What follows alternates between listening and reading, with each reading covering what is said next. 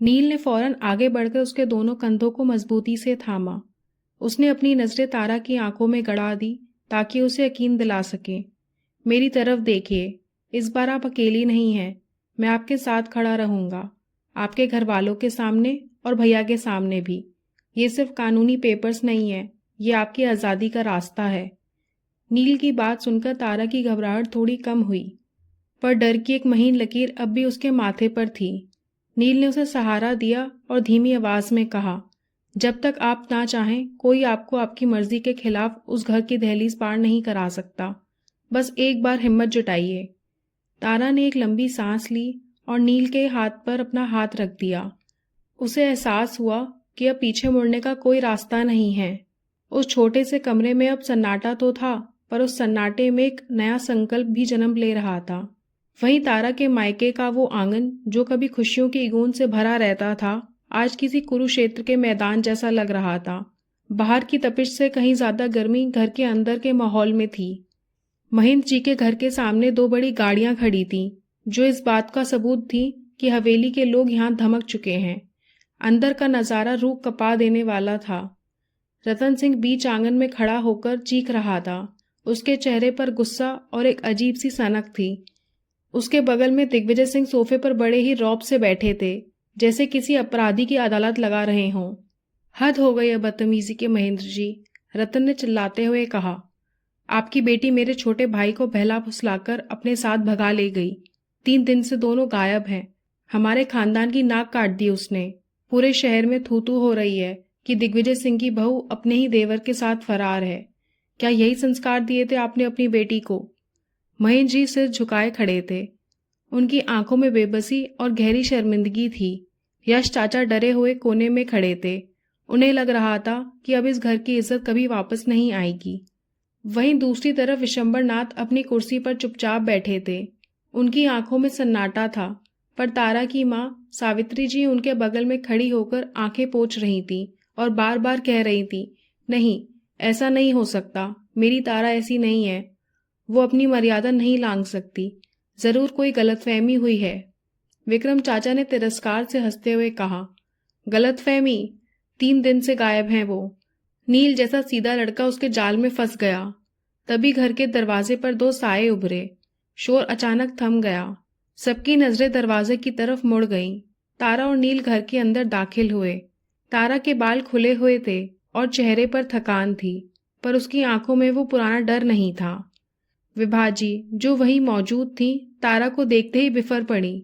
वो अपनी जगह से उठी और चिल्लाई, कलमुही, नीच लड़की, आखिर तू आ ही गई अपनी काली सूरत दिखाने। तूने मेरे सीधे साधे बेटे के साथ भागकर खानदान की इज्जत मिट्टी में मिला दी। हमें तो पता ही नहीं था कि तू ऐसी बदचलन लड़की निकलेगी। विभाजी की बातें जहर की तरह हवा में घुल रही थीं, पर तारा चुप रही।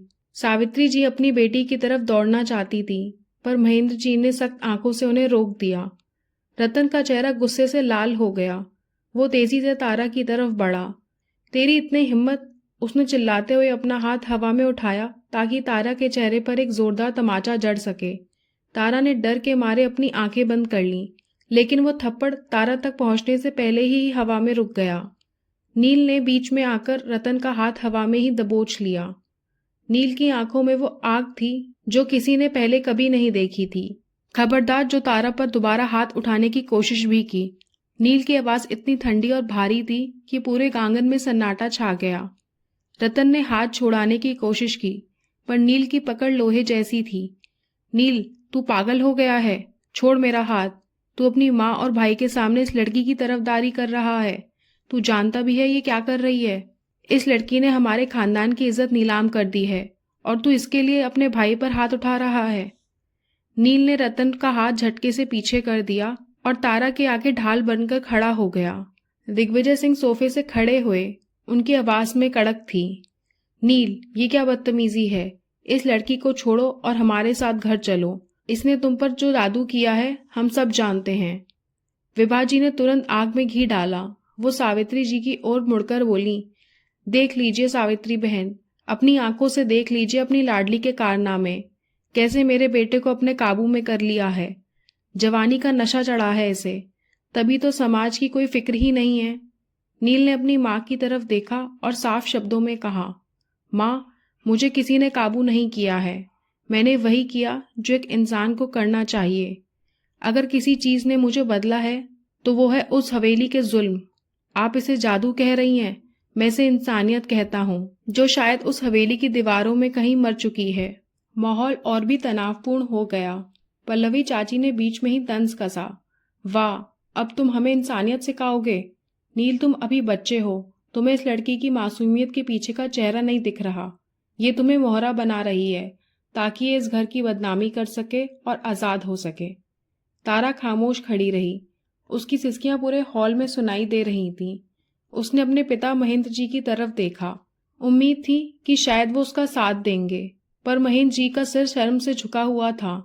वो कांपते कदमों से आगे बढ़े और ठाकुर दिग्विजय सिंह के सामने हाथ जोड़कर खड़े हो गए। ठाकुर साहब, हमें माफ कर दीजिए। हमारी परवरिश में ही कोई कमी रही होगी। मैं शर्मिंदा हूं कि मेरी बेटी ने ऐसा कदम उठाया। बहुत बड़ी भूल हो गई है इससे। शायद इसे समझ नहीं आया कि ये क्या कर रही है। भूल? दिग्विजय सिंह जोर देते हुए बोले, महेंद्र जी, ये भूल नहीं है, गद्दारी है। आपकी बेटी ने हमारे ही घर के चिरागों को आपस में लड़वा दिया। तारा ने जब अपने पिता को ठाकुर साहब के सामने हाथ जोड़ते देखा तो उसका दिल छलनी हो गया। पापा, आप ये क्या कर रहे हैं? आप इनके आगे हाथ क्यों जोड़ रहे हैं? इन्होंने मुझे मारा है, मुझे बेइज्जत किया है। महेंद्र जी ने पीछे मुड़कर तारा को जोर से डांटा। चुप करो तारा, तुमने पहले ही हमें कहीं मुंह दिखाने लायक नहीं छोड़ा है। तुम्हारी वजह से आज मुझे इन सबके सामने नीचा देखना पड़ रहा है। फिर वो दोबारा दिग्विजय सिंह की ओर मुड़े। भाई साहब, आप इसे ले जाइए, जो सजा देनी है दीजिए, बस इस बात को यहीं खत्म कर दीजिए। मैं आपसे वादा करता हूँ, आगे से तारा ऐसी कोई हरकत नहीं करेगी। इसे एक और मौका दीजिए। तारा, माफी मांगो सबसे। तारा की आंखों से आंसू गिर रहे थे। पापा, आप मुझे गलत समझ रहे हैं। आप मेरी बात बिना सुने मुझे वापस उसी नरक में भेज रहे हैं। नील ने जब देखा कि तारा के पिता ही उसे वापस उस आग में धकेल रहे हैं, वो तारा के आगे आकर खड़ा हो गया। अंकल, आप हाथ मत जोड़िए और तारा किसी से माफी नहीं मांगेंगी। माफी तो इन लोगों को मांगनी चाहिए जिन्होंने एक बहू को जानवर से भी बदतर समझा। विभाजी फिर से चिल्लाई, नील चुप करो, तुम शायद इसके प्यार में अंधे हो गए हो, तुम्हें कुछ नहीं दिख रहा। नील हंसा, एक कड़वी हंसी। माँ, मैं अंधा नहीं हुआ हूँ, मेरी तो आंखें खुल गई हैं। और रही बात अंधा होने की, तो मैं फिर से साफ कर दूं, मुझे किसी ने मजबूर नहीं किया। मैं खुद जाकर तारा को सड़क से उठाकर लाया था, जहां भैया इन्हें मरने के लिए छोड़ आए थे। हॉल में एक पल के लिए सन्नाटा छा गया। महेंद्र जी ने चौंक कर रतन की तरफ देखा। सड़क पर छोड़ आए थे? मतलब? रतन सकपका गया, पर उसने फौरन बात संभाली। झूठ बोल रहा है ये, इसे घर ले जाने की जल्दी थी, तो मैंने कहा कि तुम नील के साथ आ जाना। इसमें सड़क पर छोड़ने वाली क्या बात है? झूठ, नील ने चिल्लाकर कहा। पल्लवी चाची ने बीच में ही बात काटते हुए कहा, अरे छोड़ो ये सब बातें, असली बात तो ये है कि ये दोनों 2 दिन से साथ थे। अब कौन यकीन करेगा कि इनके बीच कुछ नहीं हुआ? भाई साहब, ऐसी लड़की को तो घर में घुसने भी नहीं देना चाहिए। आंगन में सन्नाटा इतना गहरा था कि वहां खड़े हर इंसान की सांसों की आवाज सुनाई दे रही थी। पल्लवी चाची के बदचलन वाले ताने ने जैसे तारा के अंदर के उस डर को खत्म ही कर दिया था जो अब तक उसे रोके हुए था। महेंद्र जी का सर शर्म से और झुक गया, उनकी मुट्ठियां भिज गईं। तारा, जो अब तक नजरें झुकाए सिसक रही थी, उसने अपना सिर उठाया। उसकी आंखों में अब वो बेबसी नहीं थी, बल्कि एक दहकती हुई आग थी। वो धीरे धीरे कदमों से आगे बढ़ी और अपने पिता महेंद्र जी और माँ सावित्री जी के बिल्कुल सामने आकर खड़ी हो गई। महेंद्र जी ने अपनी आंखें फेर लीं। उन्हें अपनी बेटी को देखकर अभी भी शर्मिंदगी महसूस हो रही थी। उन्हें लग रहा था कि तारा ने भागकर उनके खानदान की पगड़ी उछाल दी है। पापा, मेरी तरफ देखिए। तारा की आवाज धीमी थी, पर उसमें एक गजब की कड़क थी। महेंद्र जी चुप रहे। तभी तारा ने वो किया जिसकी कल्पना किसी ने नहीं की थी। उसने अपने कांपते हाथों से अपनी साड़ी का पल्लू अपने कंधे से हटाया। जैसे ही उसने अपनी बाजू, पीठ और गर्दन का वो हिस्सा दिखाया, पूरे हॉल में जैसे मौत का सन्नाटा छा गया। सावित्री जी के मुंह से एक चीख निकल गई और उन्होंने अपने मुंह पर हाथ रख लिया। तारा के बदन पर जगह जगह नीले और काले निशान पड़े हुए थे। कहीं उंगलियों से जकड़ने के गहरे निशान थे, तो कहीं भारी चीज से चोट लगने की वजह से खाल काली पड़ गई थी। सबसे खौफनाक था उसकी कलाई पर हथेली के पास वाला हिस्सा, जहां खौलते तेल के गिरने से गहरे छाले पड़े थे और जख्म अभी भी कच्चा और लाल दिख रहा था। महेंद्र जी की आंखें फटी की फटी रह गईं। दादाजी विशंबर नाथ की लाठी उनके हाथ से छूटते छूटते बची। उन्होंने कभी सपने में भी नहीं सोचा था कि जिस पोती को उन्होंने खुशियों के महल में विदा किया था, उसका शरीर किसी ढोर डांगर की तरह पीटा गया होगा। तारा ने अपने पिता की आंखों में सीधा झांकते हुए पूछा, पापा, दादाजी, क्या अब भी आपको लगता है मैं झूठ बोल रही हूँ? क्या अब भी आपको अपनी बेटी पर विश्वास नहीं? देखिए इन निशानों को। ये निशान मुझे उस दिन मिले थे जब मैं रसोई में काम कर रही थी और पल्लवी चाची ने मुझे जोर से धक्का दिया। ये नीला निशान तब पड़ा जब आपके लाडले दामाद ने मुझे दीवार से टकराया, क्योंकि मैं उसके कैबिन में सफाई कर रही थी। और ये जलने का जख्म, ये तब मिला था जब रतन जी की नफरत मुझ पर उगली। देखिए मुझे, एक बार गौर से देखिए। क्या मैं आपकी वही तारा हूँ जो इस घर से हंसते हुए डोली में बैठी थी? महेंद्र जी के पैर लड़खड़ाने लगे। वो इन निशान को छूना चाहते थे, पर उनके हाथ कांप रहे थे। सावित्री जी दौड़कर आई और तारा को अपने सीने से लगा लिया। वो फूट फूट कर रोने लगी। मेरी बच्ची, ये क्या हाल बना दिया है तेरा? तूने हमें कुछ बताया क्यों नहीं? तू ये सब सहती रही और हम सोचते रहे कि तू वहां खुश होगी। तारा ने अपनी माँ को अलग किया और रोते हुए अपने पिता की ओर मुड़ी। बताती कैसे माँ? विभाजी ने साफ धमकी दी थी कि अगर मैंने एक शब्द भी मुंह से निकाला तो वो पापा और दादाजी को जेल भेज देंगी। उन्होंने कहा था कि ये शादी हमारे खानदान की भीख है। शादी की पहली रात से ही इन्होंने मुझे एहसास दिलाया था कि मैं इस घर की बहू नहीं, बल्कि एक कैदी और नौकरानी हूँ। हर निवाला मुझे तानों के साथ दिया गया। हर रात मुझे ये एहसास दिलाया गया कि मैं उस खानदान की बेटी हूँ जिनसे इन्हें बदला लेना है। मेरा कसूर क्या था? बस यही कि मैं इस घर की बेटी हूँ। रतन, जो अब तक चुपचाप ये सब देख रहा था, उसे लगा कि बाजी उसके हाथ से निकल रही है। वो फौरन अपना मुखौटा पहनकर आगे बढ़ा। उसके चेहरे पर बनावटी गुस्सा और सफाई थी। झूठ, सरासर झूठ बोल रही है ये, रतन ने जोर से चिल्लाकर कहा। महेंद्र जी, आपकी बेटी पागल हो गई है। ये निशान, ये जरूर इसे कहीं गिरकर लग गए होंगे। ये मनगढ़ंत कहानियां सुना रही है ताकि अपनी उस शर्मनाक हरकत को छिपा सके। मैं भला अपनी पत्नी पर हाथ क्यों उठाऊंगा? ये सब नील की सिखाई हुई बातें हैं। नील ने इसे बहकाया है और अब ये मेरे परिवार को बदनाम कर रही है। तारा ने नफरत से रतन की ओर देखा, पर इससे पहले कि वो कुछ बोलती, नील बिजली की तरह आगे आ गया और रतन के सामने दीवार बनकर खड़ा हो गया। जबान संभालकर भैया। नील की आंखों में वो आग थी जो किसी को भी राख कर दे। अब अगर एक भी शब्द झूठ बोला तो मैं भूल जाऊंगा कि आप मेरे बड़े भाई हैं। नील ने अपनी जेब से कुछ तस्वीरें निकाली और उन्हें सबके सामने मेज पर पटक दिया। उसने मुड़कर महेंद्र जी और दादाजी की तरफ देखा। अंकल, ये जो बदले की बात कर रहे हैं ना, वो सिर्फ एक नकाब है। असली सच तो ये है कि रतन भैया का बाहर किसी और लड़की के साथ चक्कर चल रहा है। ये अपनी सेक्रेटरी के साथ घंटों कैबिन बंद करके गुलछर्रे उड़ाते हैं। मैंने खुद ऑफिस में इन्हें उस लड़की के साथ देखा है और ये रही उनकी तस्वीरें। बदला तो सिर्फ एक बहाना था। असल में तो इन्हें अपनी अय्याशियों के लिए एक ऐसी लड़की चाहिए थी जो घर में चुपचाप पड़ी रहे और किसी को कानो कान खबर ना हो। नील ने आगे कहा, अंकल, उस रात रतन भैया ने तारा को कपूर पैलेस की पार्टी से लौटते वक्त सुनसान हाईवे पर अकेला उतार दिया था, क्योंकि कुछ लोगों ने तारा की तारीफ कर दी थी। ये बर्दाश्त नहीं कर पाए कि इनके खिलौने की कोई और सराहना करे। अगर मैं उस रात वहां नहीं पहुंचता तो आज आपकी बेटी का क्या हाल होता, आप सोच भी नहीं सकते। पूरे परिवार के पैरों तले से जमीन खिसक गई। विभाजी और पल्लवी चाची के चेहरे का रंग उड़ गया।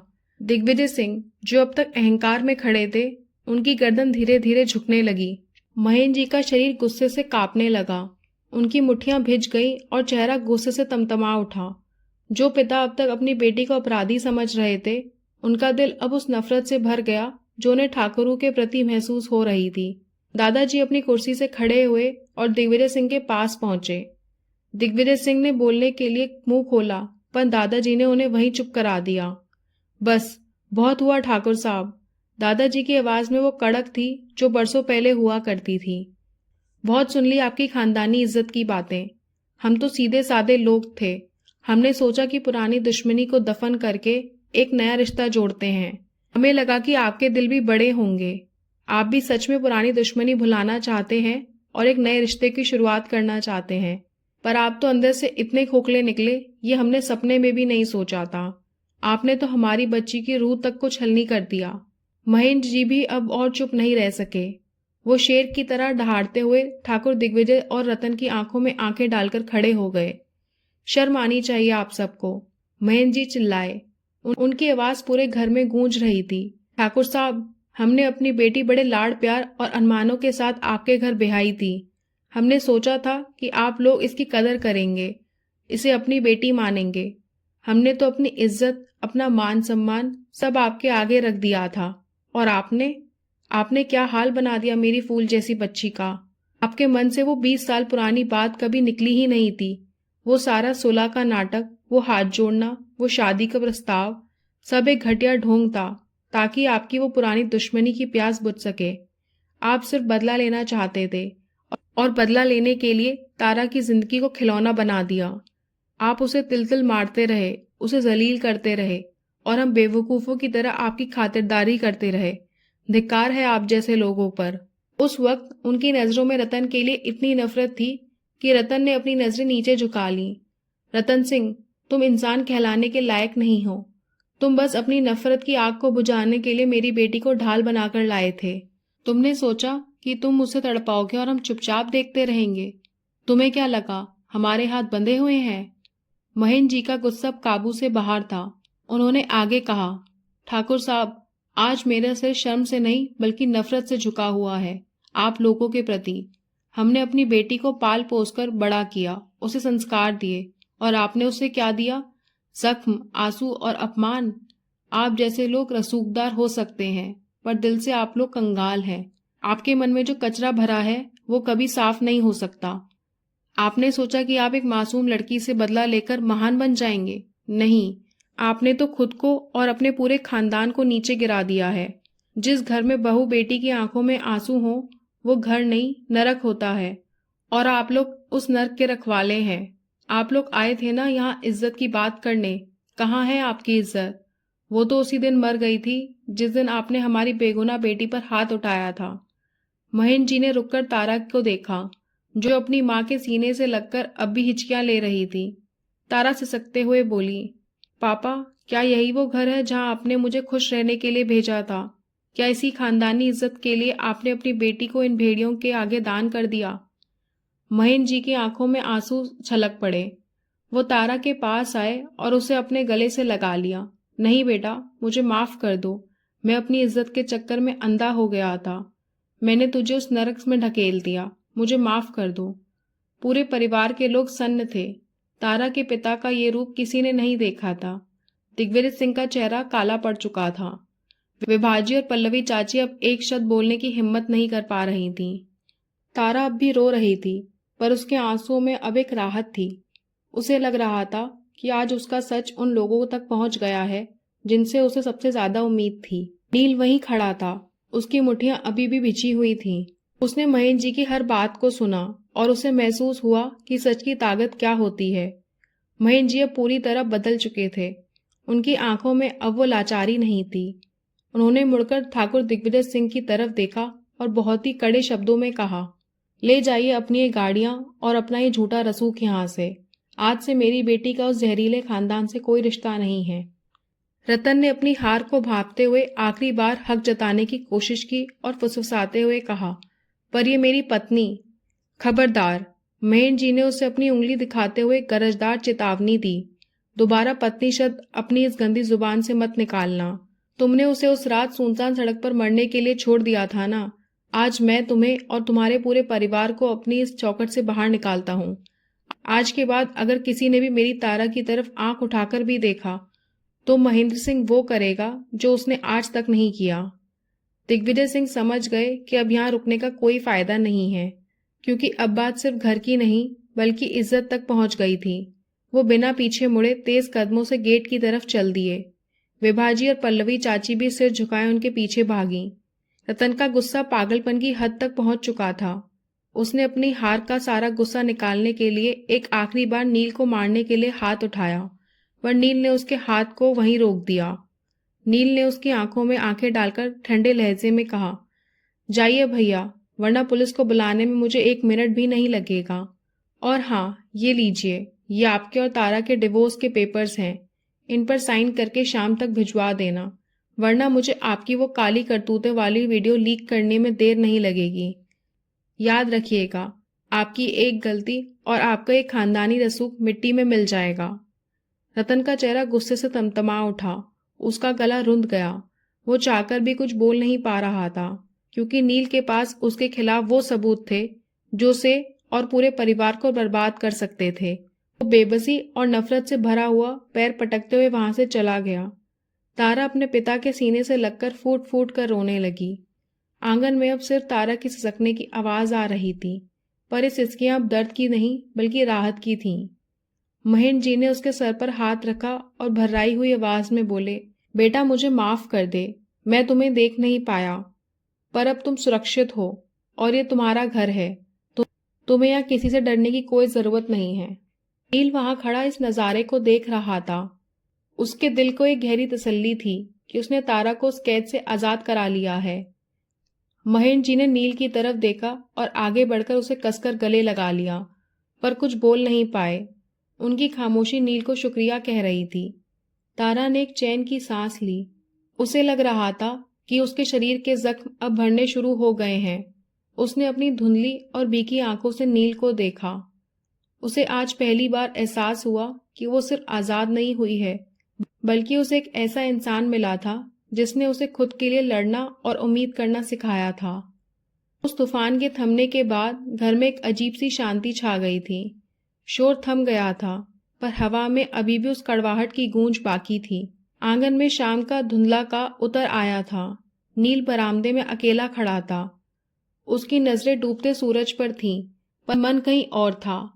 उसे तसल्ली थी कि उसने तारा को उस नरक से निकाल लिया, पर अब उसके अपने अंदर एक बेचैनी थी। नील धीरे धीरे कदमों से तारा के कमरे की तरफ बढ़ा। दरवाजा थोड़ा खुला था। उसने देखा कि तारा खिड़की के पास बैठी है। अब उसके चेहरे पर वो खौफ नहीं था, पर एक गहरी खामोश थकान जरूर थी। नील ने दरवाजे पर हल्की सी दस्तक दी। तारा ने मुड़कर देखा और एक फीकी सी मुस्कान दी। नील अंदर आया, पर वो तारा के पास बैठने की हिम्मत नहीं जुटा पाया। वो थोड़ी दूर पर खड़ा रहा। तारा, नील की आवाज थोड़ी भारी थी। सब ठीक हो गया है। पापा और भैया जा चुके हैं। अंकल और आंटी भी अब थोड़े संभल गए हैं। मुझे लगा जाने से पहले आपसे एक आखिरी बात कर लेनी चाहिए। तारा ने उसे गौर से देखा। उसकी आंखों में सवाल था। नील ने तारा की तरफ देखा और बोलना शुरू किया। मैं जानता हूँ कि जो मैं महसूस करता हूँ, जो मेरे दिल में आपके लिए है, वो आपके लिए इस वक्त समझना या स्वीकार करना बहुत मुश्किल है। आप अभी अभी एक बहुत ही कड़वे और जहरीले रिश्ते की जंजीरों को काटकर बाहर आई हैं।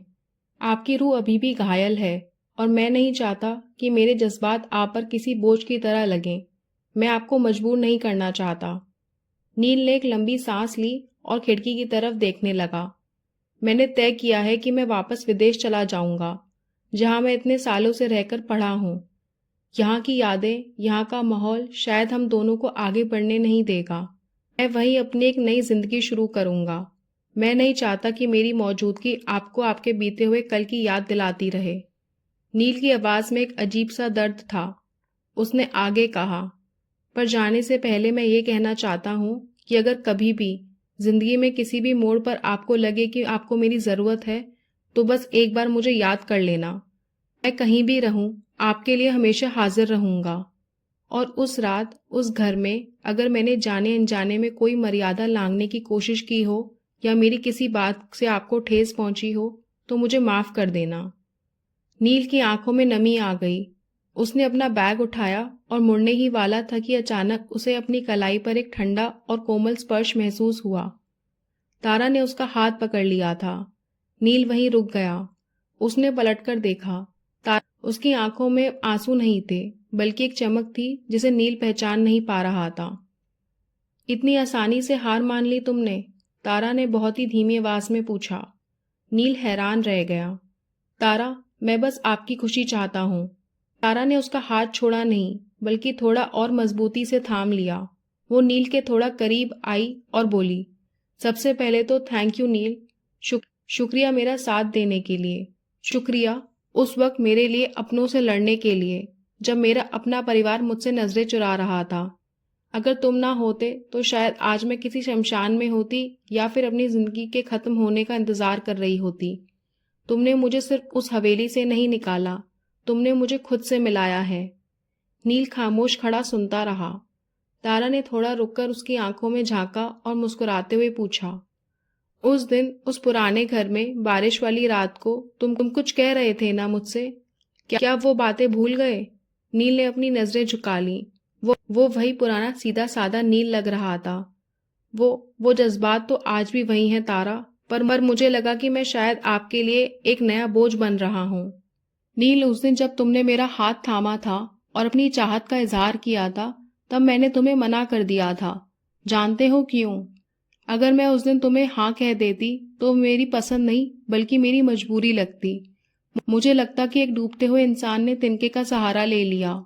मैं नहीं चाहती थी कि मैं किसी की मजबूरी बनूं। नील की आंखों में हैरानी और उम्मीद एक साथ तैरने लगी। तारा ने आगे कहा, पर आज मैं आजाद हूं। आज मेरे ऊपर किसी का दबाव नहीं है, कोई डर नहीं है। आज मैं किसी एहसान के तले नहीं दबी हूं और मैं अपने पूरे होशो आवाज में अपनी खुशी से तुम्हें चुनती हूँ नील। मैं चाहती हूँ कि तुम मेरे साथ रहो। मैं नहीं चाहती कि तुम कहीं दूर जाओ। नील को अपने कानों पर यकीन नहीं हो रहा था। तारा, क्या तुम सच कह रही हो? तुम्हें सच में मेरा साथ मंजूर है? पर दुनिया क्या कहेगी, समाज? तारा ने नील के होठों पर अपनी उंगली रख दी। समाज ने तो तब भी कुछ नहीं किया जब मुझ पर जुल्म हो रहा था, तो आज जब मैं अपनी खुशी चुन रही हूँ तो वो क्या कहेंगे मुझे फर्क नहीं पड़ता। और नील, मैं ये भी नहीं चाहती थी कि तुम मुझ पर सिर्फ हमदर्दी दिखाकर मेरा हाथ थामो। मैं चाहती थी कि तुम मुझे उस रूप में देखो जैसे मैं असल में हूँ, बिना किसी दाग के, बिना किसी बोझ के। आज मैं तुम्हारे सामने एक साफ किताब की तरह हूँ। नील की आंखों में खुशी के आंसू बह निकले। उसने तारा के दोनों हाथों को अपने हाथों में लिया। तारा, मैंने तुम्हें कभी भी बेचारी नहीं समझा। मेरे लिए तुम हमेशा से वो तारा थी जिसकी चमक से दुनिया रोशन होती थी। मैंने तुम्हें हमदर्दी में नहीं बल्कि मोहब्बत में चुना था। और मैं वादा करता हूँ, मैं कभी तुम्हें एहसास नहीं होने दूंगा कि तुम्हारा अतीत तुम्हारे आज पर भारी है। शाम की उस सुनहरी रोशनी में पूरे कमरे को भर दिया था। बाहर से सावित्री जी की आवाज आई, जो शायद चाय के लिए बुला रही थी। तारा ने खिड़की से बाहर देखा, जहां आसमान अब पूरी तरह साफ हो चुका था। नील, एक बात कहूं? तारा ने मुस्कुराते हुए पूछा। कहो, नील ने उसके हाथ थामे हुए कहा। उस हवेली में मैंने सिर्फ अंधेरा देखा था। तुम्हारे साथ मुझे लगा कि शायद सूरज अभी पूरी तरह डूबा नहीं है। तुमने मुझे सिखाया कि इज्जत मांगी नहीं जाती, छीन ली जाती है। और प्यार बोझ नहीं, ढाल होता है। हवेली की उस नफरत की रस्म अब पीछे छूट चुकी थी। तारा और नील एक दूसरे का हाथ थामकर उस नए सफर की ओर कदम बढ़ा रहे थे, जहां समाज की बेड़ियां नहीं बल्कि दो रूहों का सुकून था। सफर लंबा था, चुनौतियां भी थीं, पर अब तारा अकेली नहीं थी। उसके पास नील था, जो उसकी हर रात के बाद एक नया सवेरा लाने का वादा कर चुका था। सूरज ढल चुका था, पर आसमान में अब तारा चमकने लगा था, आजाद, बेखौफ और रोशन। दोस्तों, उम्मीद है आपको हमारी ये कहानी पसंद आई होगी। अगर आपको अच्छी लगी हो तो वीडियो को लाइक करें और चैनल को सब्सक्राइब करें और नोटिफिकेशन बेल को ज़रूर दबाएं ताकि अगली अपडेट आपको सबसे पहले मिल सके।